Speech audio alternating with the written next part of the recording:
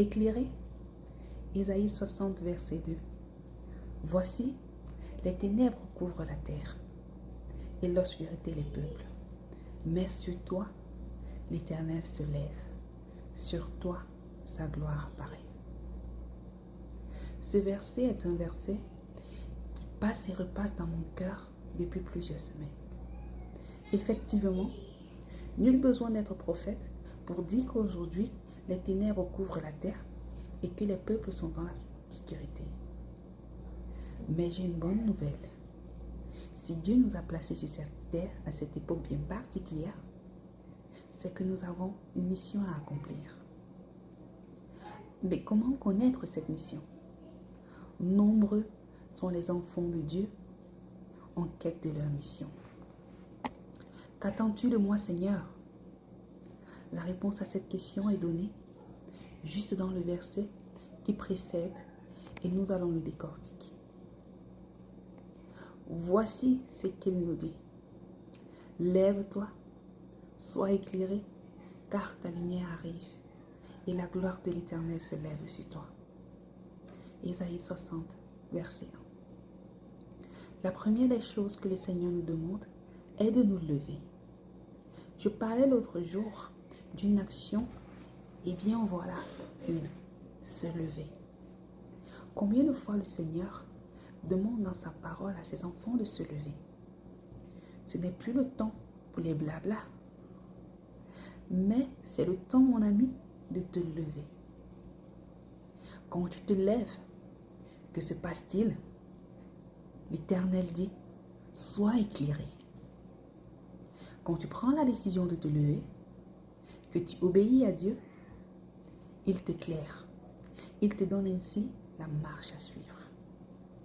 1 Samuel 23, verset 4 nous dit, David consulta encore l'Éternel, et l'Éternel lui répondit, lève-toi, descends à Keïla. Là, l'Éternel demanda à David de se lever, et ensuite, il lui dit de descendre. Pareil pour Abraham, lève-toi, parcours le pays dans sa longueur et dans sa largeur, car je te le donnerai. Genèse 13, verset 17. Pour Moïse, Exode 8, verset 20, l'Éternel dit à Moïse, lève-toi de bon matin et présente-toi devant Pharaon. Pour Élie, 1 Roi 17, verset 9, il est écrit, lève-toi, va à Sarepta. Maintes et maintes fois, Dieu a employé ce verbe. Lève-toi, et c'est ce qu'il te dit aujourd'hui. Ensuite, tu vas être éclairé par la mission qu'il te donne. La parole de Dieu nous encourage à faire ce que notre main trouve à faire. Tout ce que ta main trouve à faire, avec ta force, fais-le. Ecclésiaste 9, verset 10. C'est dans cette période que notre fidélité a été prouvée. Dans Luc 16, verset 10, il est écrit, celui qui est fidèle dans les moindres choses, l'est aussi dans les grandes.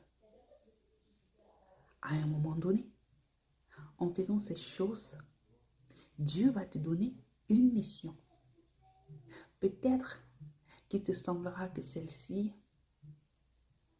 est au-delà de tes forces, de tes propres capacités. Mais avance dans ce que Dieu te montrera. Il rend capable ce qu'il appelle. Donc, nous voilà levés, éclairés, et la gloire de Dieu apparaît. Personne, après avoir allumé une lampe, ne la couvre d'un vase ou ne la met sous un lit. Mais il la met sur un champ de lit, afin que ceux qui entrent voient la lumière. Luc 8, verset 16. Tu es né pour ce temps, afin de briller. Et n'est-ce pas quand la nuit est la plus sombre que nous voyons les étoiles briller? Alors, N'attends pas un jour de plus.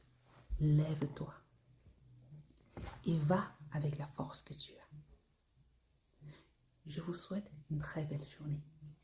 Je suis Dodette et je viens de vous partager une méditation du pasteur Corinne de EZ37M et leader d'Aile International dont je fais partie. Merci.